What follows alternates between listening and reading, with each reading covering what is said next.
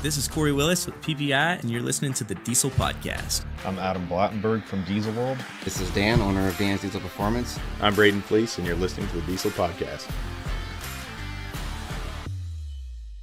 What is going on, Diesel Nation? We're excited to have you guys with us today on the Diesel Podcast. This episode is going to be fun. We've got Brayden and Chase Fleece from Fleece Performance on, and we wanted to talk to them about their brand new CP3 conversion kit for the LML Duramax. The failure on the CP4s on the stock trucks is something we've talked about on the podcast before, and a lot of you guys have asked us to stay on top of it. And when we saw a kit that came out that would work with emissions intact, to do a whole episode on it and just dive deeper into it. So Brayden and Chase are going to tell us what went into the kit as far as research development, what kind of install time to expect, and then benefits that you're going to have if you own an LML Duramax, have the CP4 on it, maybe it's failed, and you're looking for a solution where you don't have to deal with constant repairs or expensive repairs. We're also going to ask them a bit about what they're working on in the future for new trucks and also for the older ones. They're always looking to be able to solve problems or issues that the OEM setups can have. So we're really excited to jump more into their whole product line. If there's any questions that you guys have about the CP3 conversion kit or anything that Brayden and Chase are going to talk about, make sure and go to fleeceperformance.com. You can find all the information there. If you do have questions, feel free to give them a call. There's a very knowledgeable, helpful group there that are more than happy to help you and make sure that you get your truck running the way that you want. All right, let's get to the podcast with Brayden and Chase and learning more about this emissions intact CP3 conversion kit. Brayden and Chase, it is fantastic to have you back on the Diesel Podcast. I've been really looking forward to chatting with you guys. I always do, but Lenny Reed, not long ago, from Dynomite Diesel Products, was telling a story on one of our episodes about hanging out with you guys on the Premier Cruise in an impromptu drag race that you guys did in the sand, and I wanted to get your side of the story. We heard his, but there's always two sides of the story. So That's welcome sure. back. And so how'd that drag race go?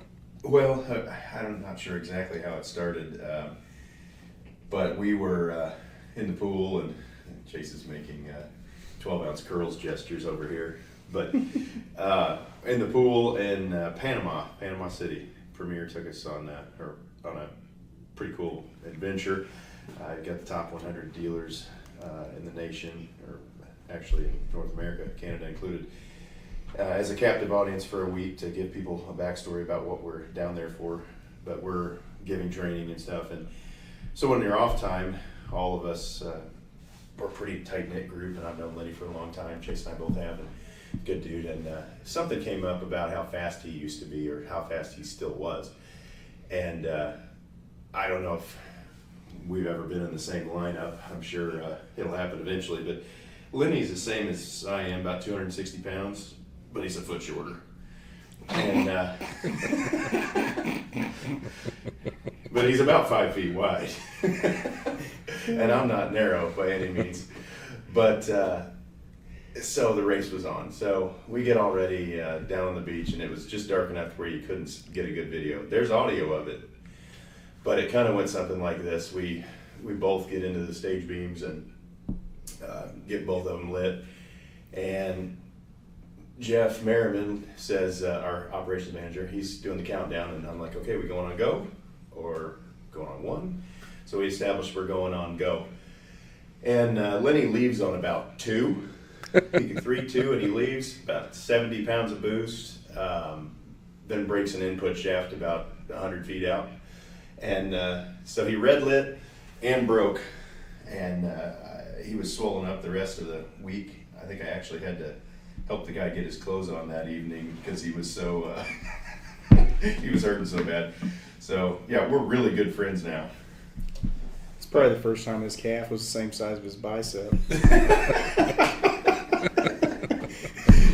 Definitely. But yeah, he was hurting, and he was disappointed that one of his calf muscles let him down. And I talked to him about a week ago, and he said that he went to the doctor, and he's like, you definitely tore a calf muscle. I thought it was his Achilles, but would have loved to have raced him. Beat him, but that happens in no prep racing. Yeah. He didn't even get off the line. Left early. He was telling us about just how cool it was to be able to be around those top dealers and peers in the industry, and it's a great time to connect. And interestingly, just the other day, I'm checking our email, and I like to sign up for basically just to know what kind of parts and things are coming out in diesel, what's getting ready to hit the market. And I saw that Fleece Performance you guys have a CP3 conversion kit. And there's been so many people over the years that they have issues with the factory CP4. And I wanted to have you guys tell us a bit about the kit, the install, just all you can about it. I know people are really curious to know what you guys have done for these trucks. Yeah, I mean, the CP3 conversion kit, we've had that out for, I guess 2020, it's been 7 years maybe. At least it was around the time the LML came out. So I'd say like 11, 12 range. Probably 2012 or 2013, I'd have to look back, but I want to say we were if not the first, we had to be at least the first company to put a good kit together that had everything you need. I know that the line that we've produced thousands of the conversion line, and we actually sell that to some other companies, and that'll segue into the conversation in a minute. But in the climate we're in right now, a compliant kit makes a lot of sense, and there's a lot of demand for it. The CP4s are still going to fail with emissions on or emissions off. So it requires a few modifications to the pump itself to be able to run that doser, the HCI, or hydrocarbon injector, the ninth injector, some people call it. So that pump we are getting from S&S. We've been partners with them on several things. In the past, we supply parts to their compliant kit currently, and to be, like I said, it's a tight-knit industry. To not step on anybody's toes, we are going to buy their modified pump that has the provision for the low pressure supply to the ninth injector or the doser, and then we're creating a kit. But we've got a vast distribution network that we just talked about, with Premier and XDP and all the other Myers and warehouses that are out there. So we can get that in front of a lot more people, make it more readily available, and probably better serve the market with our distribution channel. But the way they install, you're not going to have to move or modify anything. It comes with all the hoses and fittings, and it's a comprehensive kit. It has everything you need. No tuning required, and that's a big part of an EO compliant kit. The less you have to modify for a part like that to work on a vehicle, the better. And that kit is 100% drop-in. That's huge as far as being able to solve an issue that the market has and has had, but then be able to do it with an EO number. So no matter where anyone lives or travels through, you've got a part that you don't have to worry about, or a kit you don't have to worry about as far as emissions compliance. Yeah, I think it's a great move. The beginning stages of this, a lot of guys were doing, emissions removed, but maybe I guess I'm getting old, but the compliance stuff runs really good right now, and we're trying to, as a company, head that direction and push everybody towards doing that. And I think parts like this that allow people to, change the tide of the way things are going, but still have, the CP4s are less than reliable. You wouldn't have I guess you'd have class action lawsuits regardless, but there's definitely some precedent there that the CP4 is not as reliable as a CP3. And for, say, a new diesel truck owner, they might have just picked up, one of these trucks, and they've heard a little bit about the issue, on them with a CP4. What does a CP3 provide them that is better and different than the CP4? Well, the CP4 is an aluminum body, 2-piston pump, and it actually, like at higher RPM, flows better. It has 2 impulses per revolution. It's kind of a different design, whereas the CP3's got 3 plungers, but it's 1 pump or 1 stroke per revolution. And the difference though is the CP3 is a cast iron pump, and all the sliding interfaces, there's a follower, a bucket it's called, and that bucket is steel on steel, but it's hardened steel, lubricated by fuel, and you can abuse them, and they just keep on going. Well, the Bosch CP4 is an aluminum body. It has a follower, and it's actually a roller follower instead of a sliding element. But that roller element is not pinned to not rotate, which is, I don't know if that's German arrogance in design, saying that this should never fail.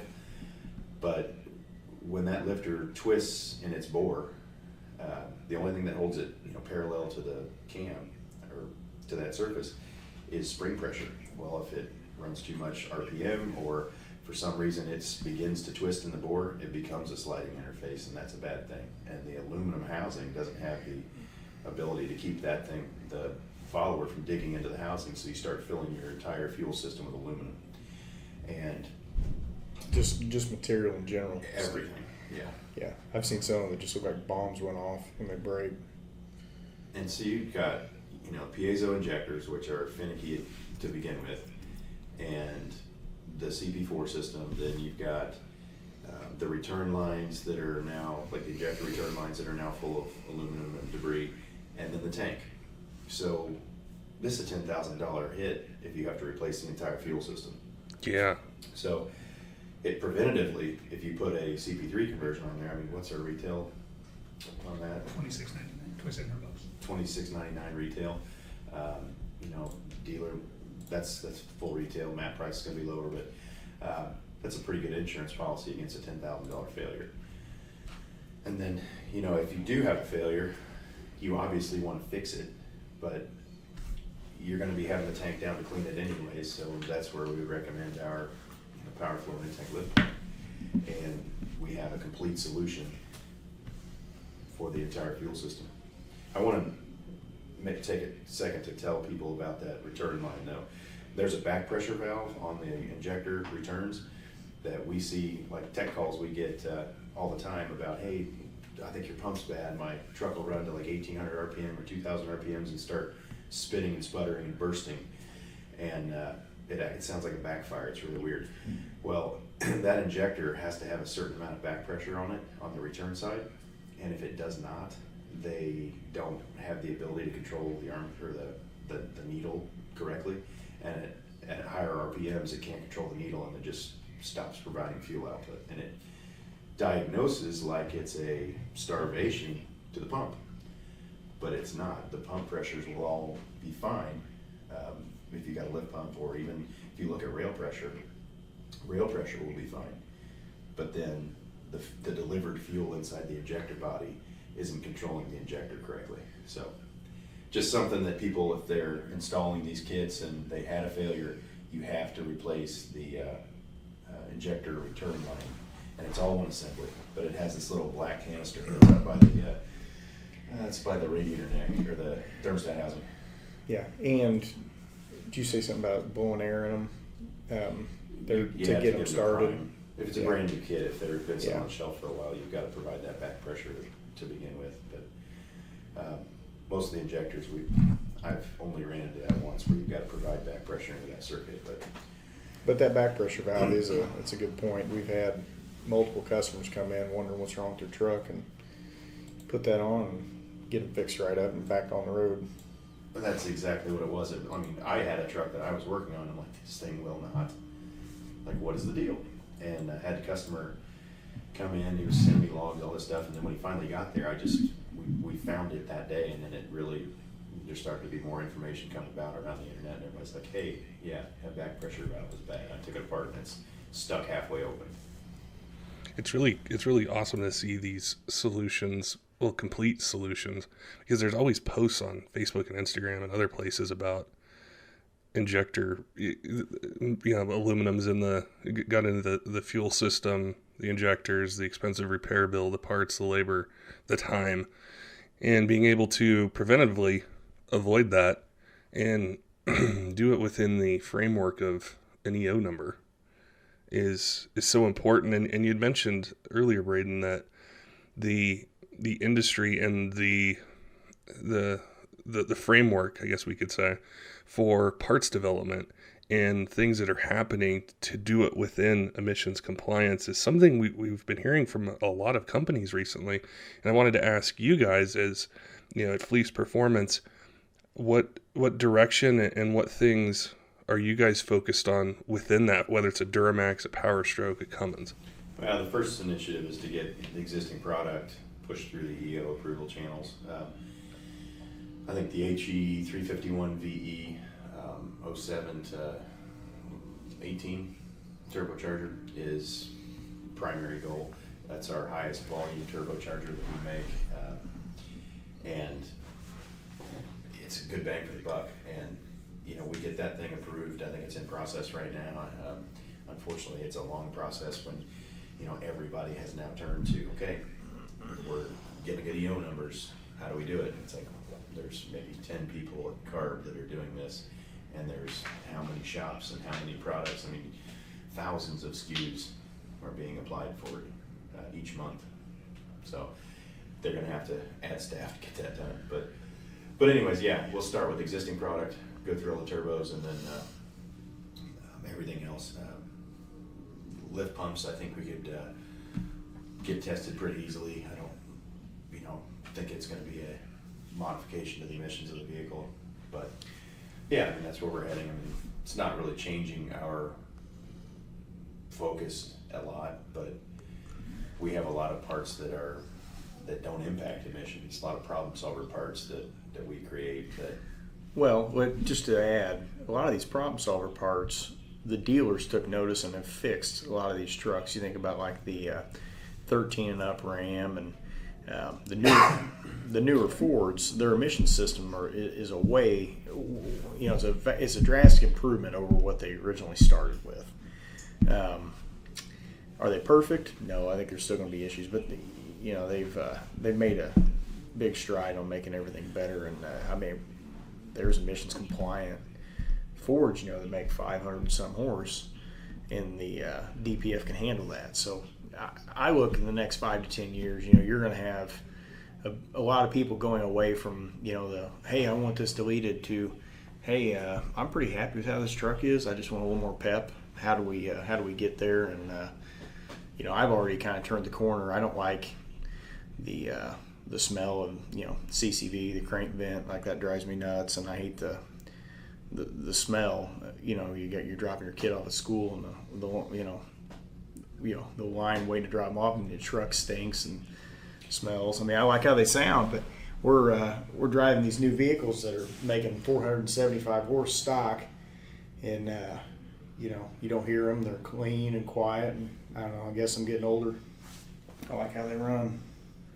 That's something that it really is. It's interesting because these trucks now, any of the big three, they're the most advanced, comfortable, technology-filled diesel trucks that we could ever buy. But then also to see the aftermarket, like with what you guys have done with the EO approved CP3 conversion and things with turbos and existing parts, is that performance aspect is going to be there in the future. Being able to get a little bit more power, a little bit more torque, more reliability. And so it's very exciting to see, because we're basically going through it all at the same time and watching it, is how that plays out. And I think of the Fleece Performance product line, it's massive, it's huge. There's a lot of things that you guys do, and it's going to be exciting to see those be able to adapt to the new models and the new things that are coming out with these trucks. Well, we're living in a modern horsepower war. Again, you think about the new Ford, 475 horse. I just remember customers coming to me like, "Oh, I'd love to have 500 horse if we could get there." And trucks are there now. Yeah. So when we think about that, if we pick up another 50 or 75 horse, on one of these new trucks, you're right there close to that 500 number at the tire, like a lot of these customers want. I think about how the Ford's made huge strides with trying to make just a bomb-proof bottom end, using a new steel piston, and I'm pretty sure this reiteration of the connecting rod's even stronger than the previous generations. So they're heading the right direction.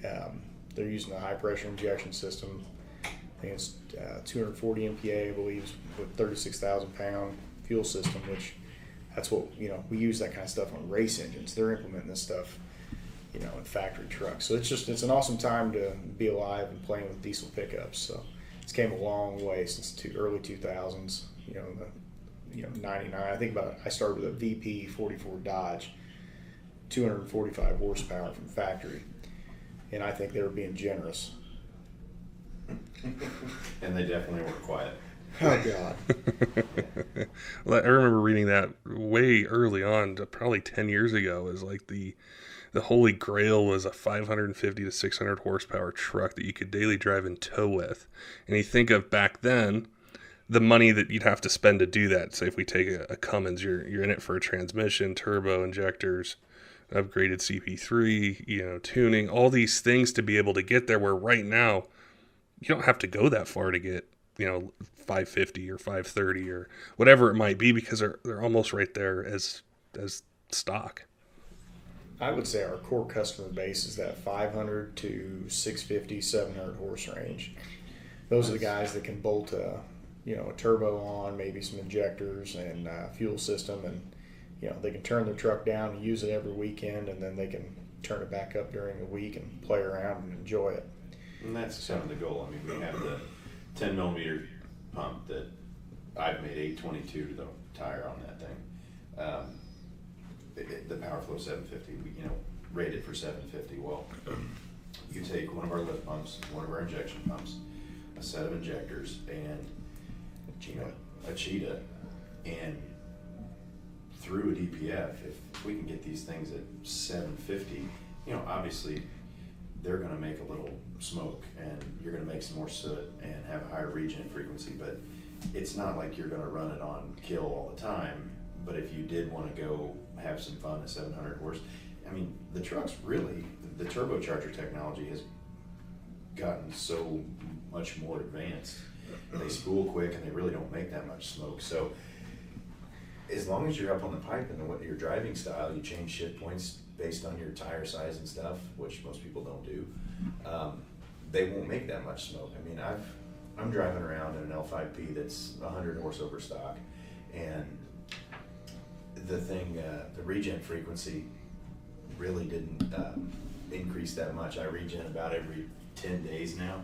I did notice a decrease in regen frequency when I put a Banks intake on it. I think it's got a huge filter on it and retains all the ram air features. So that was interesting to watch the data. I know he's been doing a lot of data-driven stuff, and Chase has been setting up one of our engine dyno cells. One of the 4 just takes a lot of time, but we're going to do a lot of that same kind of testing in the near future. But again, I was, the trucks, they're clean, they're quiet, and I towed a 47-foot toy hauler with a 100 horse over stock tune, and the thing doesn't get hot, and does stock trans with pressure increase, does everything I want it to. And that's the thing I think about, like we were talking about the Ford. Even if you can get to 600 horse, we all love torque. That's what makes us smile. And like with that new 10-speed, they skip years. It's like a 135 shift strategy. It reminds me of the old torque flight days. Locks converter, drags the engine down, really snappy, really responsive. And I'd rather have a truck that makes 1,200 foot-pounds at 1,400 RPM and carries that all the way out than to make 700 horsepower at 3,200 but not have a good torque curve. So what I'm going to be focused on is building nice, usable power curves and delivering that kind of drivability in a package that we can sell to our customers across all models. Same thing with the L5P and the new Cummins. So that's where our head's at. We want customers to have a good, fun, responsive truck that they enjoy to drive. It's that drivability part where we're spending probably 99% of people's time is spent either stop and go or towing or maintaining a constant speed, and improving that drivability, I think, is what is so desired by truck owners, and it's exciting to see what you guys have done. We've talked about it on previous podcasts with you guys with, like the lift pump and turbos. And one of the big ones is exhaust brakes. And I wanted to ask you about a new one that you guys, I'm not sure if it's out yet or if you guys are getting ready to release it, but I wanted to see what you guys got on this new one. We kind of did a soft release, right, Brayden, to some of our dealers to get them out there so they could kind of have some product knowledge ahead of time. And we've had prototype or production intent units out for over a year on customers and various dealers that we interact with in various areas. We've got can't remember a dealer in way north of Canada. Hell on Wheels, Randy Harrop. Hell on Wheels. Yeah. He's had one up there in the gold and really put it through its paces for quite a while. And so we've had a lot of them out, but we did do kind of a soft launch. Everybody that was on that premiere cruise had an opportunity. All the dealers had an opportunity to buy early. And those people have been kind of posting little snippets up on Instagram and social media and stuff. I know that Garrett Shields has got one, Diesel Power, and there's several others out there. And I think we have 100 of them ready to go. Release should be next week. Everything's working well, and obviously we wanted to have this conversation a year ago when all the memes started popping up on the internet about Fleece's brake coming out. But somebody posted the SpongeBob one like 2 years later. Yeah. But hey, part of it, we'd rather release something that's right and proven and that we're happy with. We did a lot of development work in this thing, and there was kind of a fork in the road using the CAN bus that the turbo is attached to, or the CAN bus that's available in the cab and under hood, the 500K CAN bus, the Chrysler bus. There's so much more information on that bus that allows us to make better decisions and make the brake stronger, make it react quicker. It works better than the VGT brake, and you retain your park warm-up mode. And we've got better braking horsepower. We don't let off during shifts, but it still works at the factory button in the cab. And you can, you've obviously got the best of both worlds, because everybody was just riding the fence. Well, I like my VGT because of the brake. Well, now you can have an S400 and still keep your brake. So really anticipate this one to be a good seller. And you hop in a truck with one and you can't help but smile, because it sounds like a big rig with Jakes, and it slows you down very well. And there's down the pipe, there's a cut-in kit being made. That's something that there was a big discussion on Facebook about that, because if you buy it to fit exactly the way we designed for our second gen kit, it can be a little more expensive if you've already bought a downpipe and this, that, and the other. But for someone that has a different second gen kit, they'll be able to cut in, weld V-bands in. We made it modular. Like right now, it will bolt onto any second gen kit that we've sold that would have a steed and the cracked flange on that. Yeah, but let's say they got like a stainless or something. If they've got a 4-inch downpipe, they can cut it in and ready to roll. Yep. We've got a cast elbow that comes off the S400 discharge, but the cut-in kit, like you said, you'll cut your downpipe or put it wherever you want. Obviously, closest to the brake closest to the turbo as possible. And we can look at, if there's high volume and a lot of requests, we can cast another elbow that fits somebody else's kit. But obviously, we want to not hem ourselves into just fitting our vehicle. So the cut-in kit will fit anything, and that will include Duramaxes and Power Strokes. And I've already started to do some of the reverse engineering of the CAN messages that we're going to use on the GMs. So, yeah, it's a really nice complete kit. The modularity is amazing. Just to think of being able to use it on your kit, anyone else's, and then also being able to adapt this to other platforms is very unique, and that is one of the things that we hear a lot from listeners is they'll say, "Hey, I listened to this episode with you guys. Really want to run this turbo, but I don't want to lose my exhaust brake." And that's been, I think, talked about since 2007 and a half, 2008. So you guys have been able to address that. Oh yeah, I mean we've even got big interest in the big rig market to make a 5-inch brake, and just now that we've got this development under our belt, I hate to say it, but it should be quicker to make a 5-inch brake, but which fortunately some of these the actuator would be semis, the same. Yeah. some of these semis, the turbo's not really any bigger than what we're running on some of these trucks when it comes to turbine flow. So, like I think about the ISX, they've got a little dinky turbine, so we could get by with a 4-inch pipe that we made for it. Just No the problem. adaptation to that discharge. But yeah, it fits. It can fit a lot of different vehicles. You just gotta, implement that and make it happen. The last time we chatted, we had looked forward a little bit with maybe some new things that Fleece Performance was going to be coming out. And there was a lot of feedback that we got from listeners on that episode. And chatting with you guys today, or a couple months after our last episode, I know you guys you guys are moving fast, thinking ahead, planning all these things out. What are some new things that you guys are working on, or new platforms where you're jumping right in and thinking, how can we make this better? I've been looking pretty hard at that little 3-liter half-ton GM, but there's a ton of technology in that motor.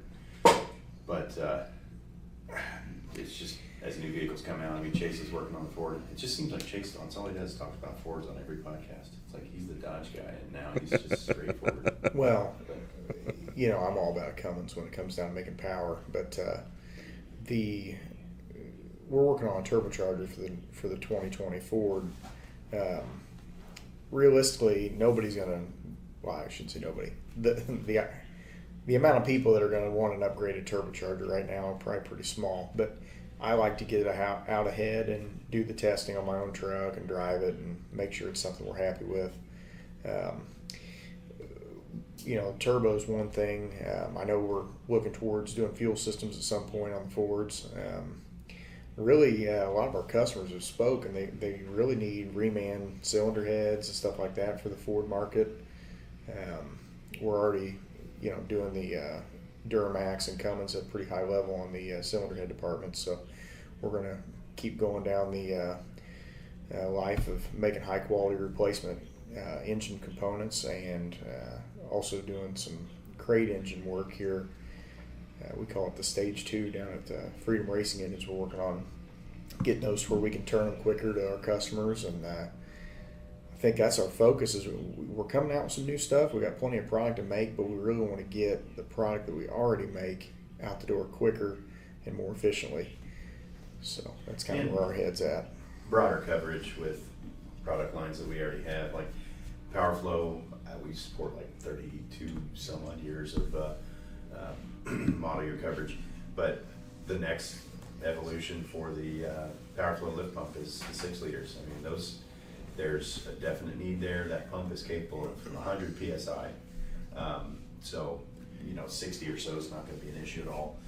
And we'll get that out there, and I think it'll be a good upgrade for the 6-liter guys. And those trucks are getting old enough that probably a lot of them with failed sending units that, you're getting, or there's a value add in putting our lift pump in as opposed to something else. There's the L5P, it's coming up on, I think I got mine late 16, so coming up on 4 years old, of very similar fuel systems. So had a lot of feedback on that Premier Cruise about, hey, when you're going to make an L5P lift pump to replace the one that's in there, there are some guys that are pushing the envelope and seeing that they're not feeding that Denso pump hard enough. So and I mean, we've got an elegant kit. I mean, you take one fuel sending unit with pump and out and put another one in, versus some of the other stuff is really convoluted install in L5P. So, which the L5P is ripe for the picking. excuse me. We really just kind of got slowed down from the move, and finally getting our wheels off the ground again, and spooled back up on new products. So that's something I never thought it'd take that long. The last engine I dynoed was in July, and we're getting ready to fire that back up. That was a big move that you guys made. I remember chatting with you before, and we talked about the capability and the basically streamlining things. So with the the focus you'd mentioned with getting product out quicker and being able just to kind of mobilize everything and the market. Well, sorry, I can speak to some of that. I mean, yeah, we're very process driven here, so much so that I think we're the only aftermarket diesel company to have their ISO 9001 certification. We just received that about a month ago. That was a big step for us. It allows us, we're already practicing, lean principles and lean manufacturing principles, and we just had to put some of that process down on paper and document it, and it was, really wasn't that, well, I say it wasn't that bad. Jeff Merriman was in charge, Merriman was doing most of it, so got a good team here, but I was just there for the picture, hold that big sign. No. But everybody, we're a really young company here, and a lot of 20-somethings to 30-year-olds, and they're doing things the same way that big manufacturing companies do them. Toyota, GM, Ford, everyone is doing everything they can to be lean. And when we can be lean and control our costs, but also have a good system that's scalable, we can work that process and scale it up as demand increases. So, and it's also easier to train employees when you do a standardized practice and try to focus on discipline and efficiency. May sound a little crazy, but at the size we are now, we can't afford not to focus on efficiency and making sure the parts are right the first time, make sure the machine shop's doing their thing right, and kitting and packaging, that's something that's extremely important. You got to make sure that everybody gets what they ordered and the parts are correct in the box, and it's all about being efficient. It's one of the things I always nerded out on. It's not even really related to trucks, but just logistics and the process for things. And what is so exciting to think about is, say where diesel was 15 years ago and where it is now, and the consistency of the product that you can make does so much for people, whether it's your dealers, distributors, the end user that's out there. It's just exciting to be able to hear about the growth and the things that you guys do that I think help everyone in a way. It sets a standard, I guess, is a better way for me to say it, but it sets a standard for the products and the development all the way down to when the box is delivered at a shop or someone's home. You guys have thought about that process. Well, we were a shop. We still are. We have 2 technicians working, not as busy as we used to be. Chase and I aren't out there pulling transmissions or anything anymore, but we still got it. It's kind of like that race with Lenny. I still got it. But if I would have had a chance to race. But anyways, back on track. We used to have a shop, so we understand what it's like to have a company, or we used to be a shop only, and we know what it's like to have a company that you want to rely on, that's going to have something in stock, and when you do get it, that you can turn the job quickly and rely on the quality of the part to be there. Or there's nothing worse than putting something on and then it failed right out of the box, and then you've got a customer that's mad. You've already probably sent your core in, and then you've got nothing to put on the vehicle. So we understand that if we can be a lot of these dealer or customers easy buttons, everything goes smoothly, and it's all about availability, and distribution's key. I think we try to maintain, Jeff Everett does a very good job of maintaining inventory levels at all of our distributors and our authorized dealers, and having places for people to go to an authorized dealer if they do have an issue. So we understand what it's like to be a shop. As we getting here into springtime, I know UCC's right around the corner, and I've seen some pictures on Instagram. Derek Rose had I think he went up there to visit you guys, and dropped off an engine, or you guys were checking it out. What are you guys thinking about UCC and some of the events that are coming up, in the spring and summer? Are you guys going to be, traveling a lot? What are some things you guys are looking for or really excited to see? I can't speak to the show schedule that we're going to be at. Jeff Everett would have that, but we're definitely going to be at UCC. We actually plan to have a big open house here around the same time. That way people can come in and we can finally have a kind of a grand opening to allow anybody that wants to come here to check out the place, try to have the machines run so they can see what we're doing on a daily basis. Because there's a lot of people that come in here and they're expecting to see a diesel shop, and it's a manufacturing facility. There's 15 CNCs running, all day long, from Swiss machines, a 10-axis Swiss machine, to 1,000-millimeter horizontal 4-axis that's making a billet block or making large components. So, and then an engine machine shop all in one house. So it's really cool. So we want to allow everybody to come and check that out, and then UCC. I'm not sure what Derek's plans are. Chase can speak to that, but Derek's plans, as in, like to win. Oh, that was the only plan. Okay. Yeah. No, I don't know what.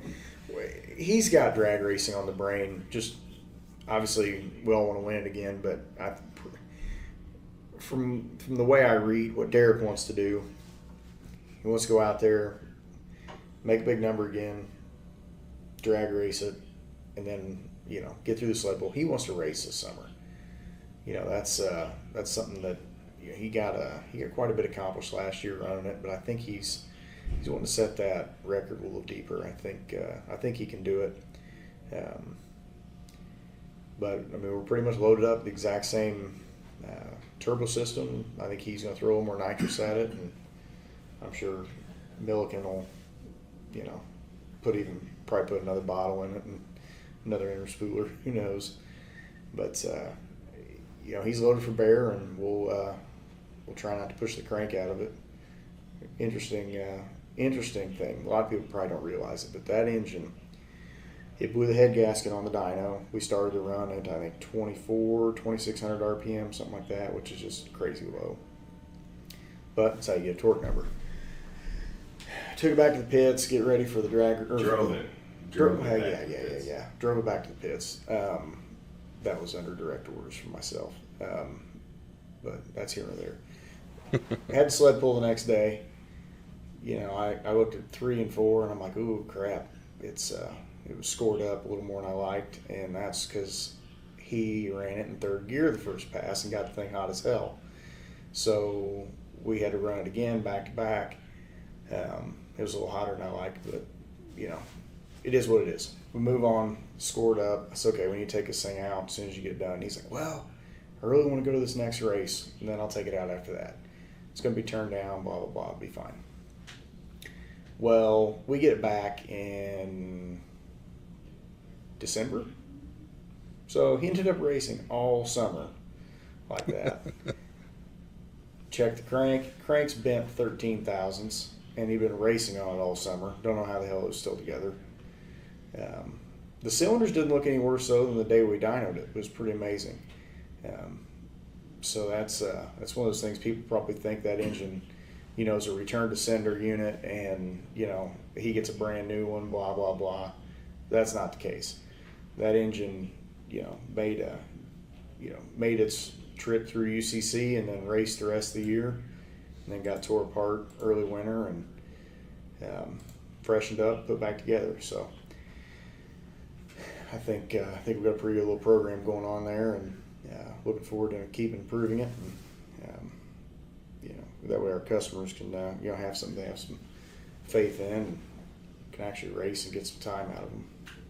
I've got a whole podcast episode planned talking about Cummins engines with you guys. So there's like 10 questions I thought of when you were chatting about the engines there, Chase, but we'll save that for another one. But that was the post I think I remember seeing in December with it, and And I know time goes by so fast. UCC is going to be here, and we're going to see the post for it and just see everything that happens. So I know a couple fans had asked, for us to, next time we talk to you guys, ask you about the engines and the competitions out there. Yeah, there's all kinds of new little products. I mean, one I just finished up with, I know we've been blabbering for 45 minutes, but our all lights on product Yeah. we make? So like Chase said earlier, we've been so busy with this move and building the building that I hadn't had a chance to look at the 07 to 2020 product to see if I could make something work for them. And finally sat down and scratched out a nasty little circuit board and did some farming and went out to my truck and figured out a way to do it under the dash at the BCM to make an all lights on product for the newer trucks. Well, it turns out, so like the all lights on board, the 03 to 7 one, there was about 380,000 vehicles built between 03 and 07 that would apply to or fit on. We've sold over 35,000 of them, so almost 10% market saturation for a little circuit board. Now, 07 to 20 GM vehicles that we've found applications for, there's almost 15 million vehicles that this works on. Wow. So, pretty cool little product. It's $20, and it really does a good job of lighting up the road. It takes 5 minutes. Well, it takes some people 20, but engineers. I'm a dropout. But no, it's a really quick install, and we launched that about a month ago, and I mean we're selling them about 1,000. So, but they fit gas, they fit SUVs and trucks, and from 07 to pretty much 2020. So there's a full complete list on the website, the all lights on product. So that was a good product launch for us. It's a varied or different than our core market, but I'm kind of an electronics geek, so that was one when I had time to sit down and actually execute that. It really turned out well. So easy product to sell, and it's simple, super simple install. I've been seeing a lot of it on Instagram. A lot of people talking about it, shops too, that have ordered it, and they're showing what they're working on. So it seems like just really quick that just took off. Yeah, we tried to push it pretty hard, but I mean, that's a whole podcast episode of how social media will throttle something good. They want you to pay for Yeah. reach, but podcasts are hard to hold back. So no, it's a great little product. I mean, for $20, it's just like the original lights on. Yeah, you can wrap some diodes around the legs of your relays, but it's kind of redneck. So this we actually applied for a utility patent on this thing because of the way that we hold the wires and the way that it intercepts some of these wires. So it was a good exercise in engineering, and also it's a robust little product that, like I said, $20, and I think I always use the line that I spend like $15 at Taco Bell. So what's $20 to keep you from hitting a deer? Exactly. Well, I'm definitely going to bug you guys here pretty soon. I know you guys get busy, but there's so many engine questions and just product questions we get, but I appreciate your time today, stepping aside and being able to chat with us and our audience and tell us what you guys are doing and some of the things that you guys are working on and delivering to diesel truck owners. It was great to chat with you guys, and I look forward to seeing some of the press releases and the new products and the things that you guys are doing. Well, thanks for having us. Maybe we'll do the next podcast live from the engine dyno with Chase in May. Yeah, it'd be nice. Make some sweet noises. It better not be May. Yeah, I'm actually going to try to get the thing fired tomorrow. Figured out what was wrong with it today. All right. Don't forget, Diesel fans, if you have any questions about the products that Brayden and Chase talked about, just go to fleeceperformance.com. You can check it out there and give them a call with any questions. They're more than happy to help you out. Make sure you get your truck running the way that you want. Till next time, keep the shiny side up.